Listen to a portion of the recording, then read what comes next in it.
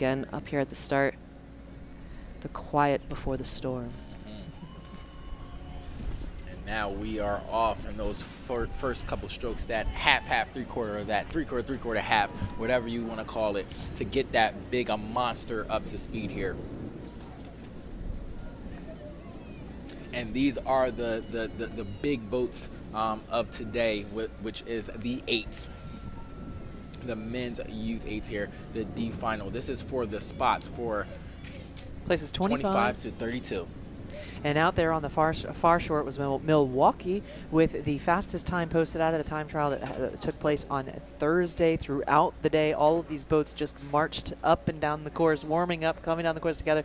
But Milwaukee came from there with the fastest time of this cluster of boats. They placed 25th to 31st in the time trial the other day. That's how they made it into this race here today, why they are in this D final.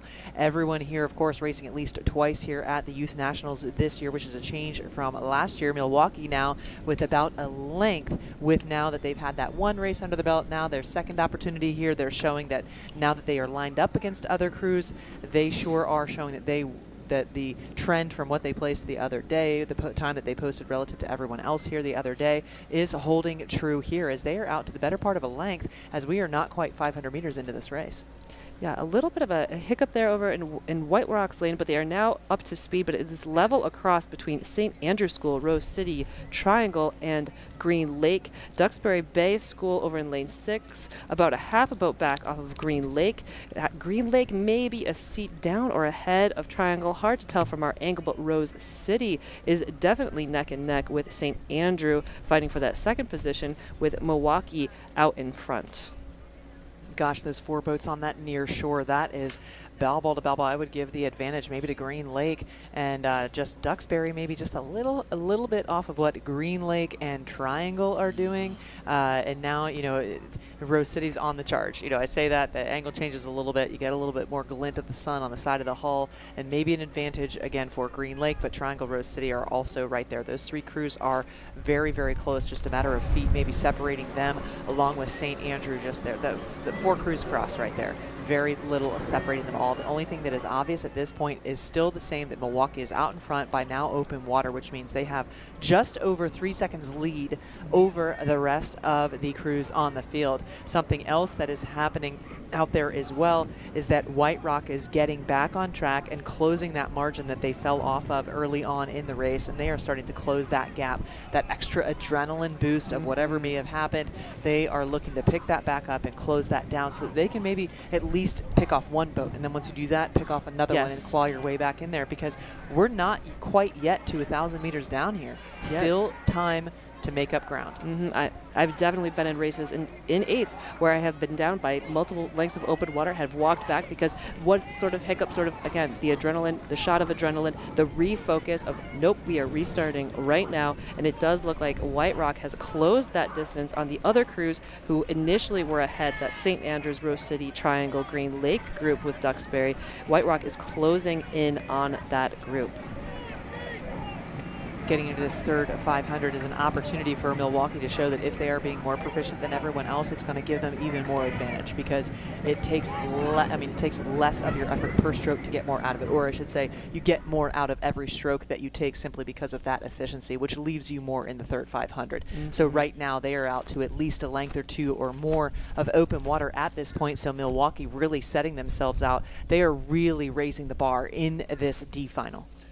And it looks like will be White Rock is starting to claw back, and that will be Duxbury Bay Maritime School, and hawking them down after their mishap. And so it looks like they're not done yet. They're about a half a boat in. Yeah, just with open water there behind the pack, they are eating their way into the Duxbury Bay Maritime School. I would argue to say they're about half a boat into that lane over there. The race still going on between Rose City and Triangle. Rose City maybe just a little bit out of front.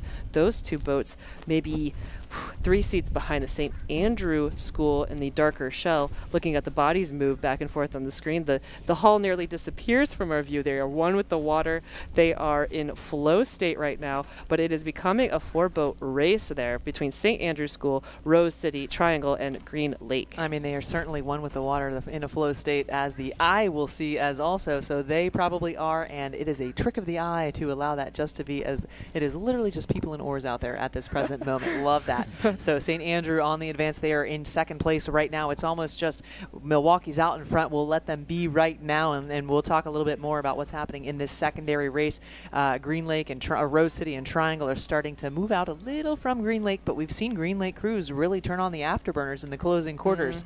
A very sneaky little sneak attack that they have as they get into these last 300 meters or less of this race, and that's exactly what we're seeing. And Green Lake on the advance, running the charge. Milwaukee out in front. On the far side, St. Andrew still too tight to call from the tower between St. Andrew, Triangle, Rose City, Green Lake. Green Lake on the hunt in those white jerseys. Second lane from the shore. They are definitely hearing you. It looks like Green Lake has overtaken Triangle, who is still very, very close with Rose City. Milwaukee extending their lead. They have already sprinted. St. Andrew having the St. Andrew School over there having a great sprint as well. Can they come back into Green Lake? Going to be tight between Green Lake and the St. Andrew School. It is. Can St. Andrew respond to Green Lake? Can Green Lake grab them back, reel them back in? I don't know. I think St. Andrew may have picked up a little bit more momentum to get away from Green Lake, but Green Lake is still on the pedal. But then we have in between Green Lake, Rose City, and Triangle still pushing. Rose City and Triangle going back and forth, and I don't know who took that one. I would say the St. Andrew School, followed by Green Lake, followed by Triangle,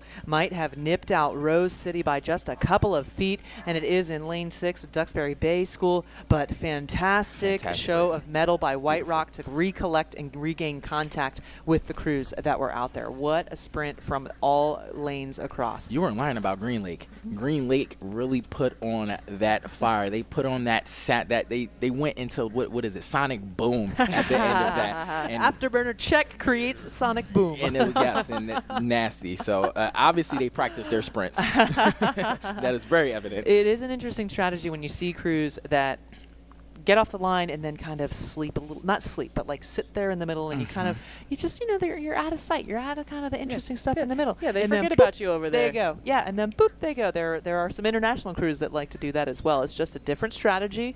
It's a different physiological strategy.